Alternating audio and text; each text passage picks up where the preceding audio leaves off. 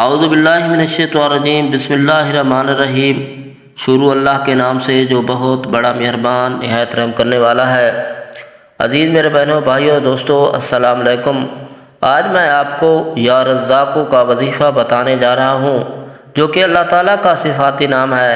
اس کو پڑھنے سے انشاءاللہ آپ کے رزق میں، آپ کی دولت میں اضافہ ہوگا۔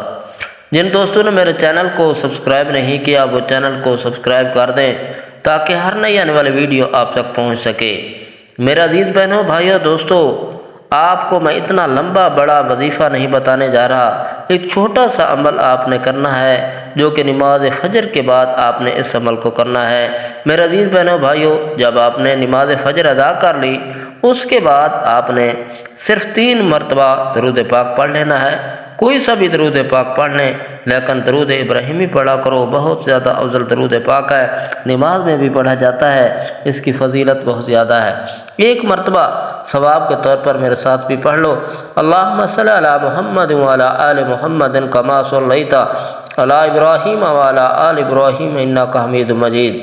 اللہم بارک علی محمد وعلی آل محمد کما بارکت علی ابراہیم وعلی آل ابراہیم انک حمید مجید۔ عزیز بھائیوں، بہنوں، دوستو، آپ نے جب درود پاک پڑھ لیا 3 مرتبہ، پھر اس کے بعد آپ نے یا رزاقو یا رزاقو یا رزاقو کو صرف 7 مرتبہ پڑھنا ہے۔ پھر اس کے بعد آپ کو یاد رہے کہ جو درود پاک آپ نے شروع میں پڑھا تھا وہی آخر میں بھی آپ نے 3 مرتبہ پڑھ لینا ہے۔